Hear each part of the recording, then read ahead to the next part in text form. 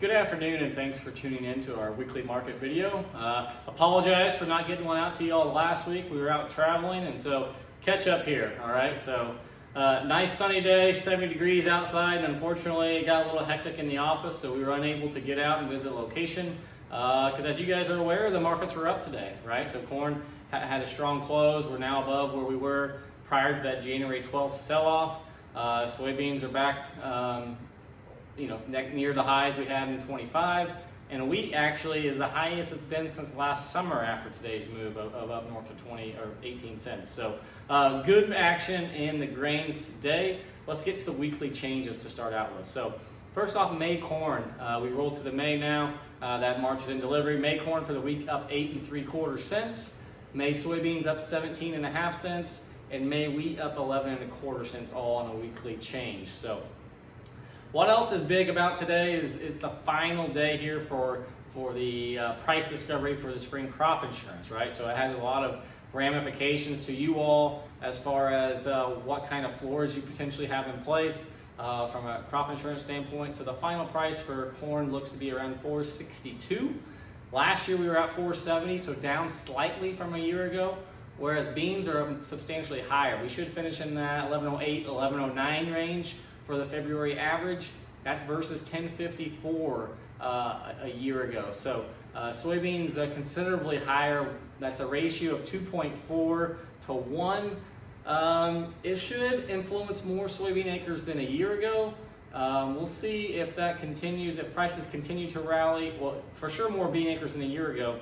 The question is, if we were using 95 million acres of corn and 85 million acres of beans, as beans stay at these elevated levels into the planting period, will we continue to pull more acres out of corn and into soybeans? So I think that's what the trade's trying to digest right now.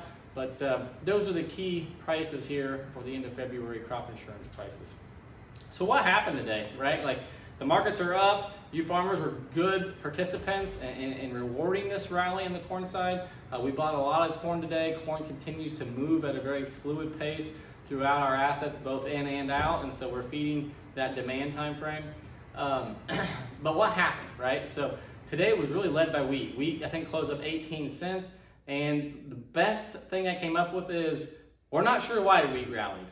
So it's a little bit of a mystery. The best thing that I read was potentially there's more tension between the U.S. and Iran as far as discussions over the nuclear deals, and so unsure, right? Feels like money movement, fund movement into the grain still to end the month here. It's a positive sign. We got through some resistance to the upside, and I do think it's worth rewarding this potential. So I kind of answered my own question there, but not a lot of news to explain this. Speaking of the funds are still very long soybeans, guys, and they're starting to get into the corn market now. We saw last week another healthy buying from the fund side of things into the soybeans. But then we had that blip yesterday where the announcement was that maybe the Trump and Xi meeting that's supposed to happen at the end of March and early April was on the fence, and we saw beans sell off 25 cents in a matter of 10 minutes.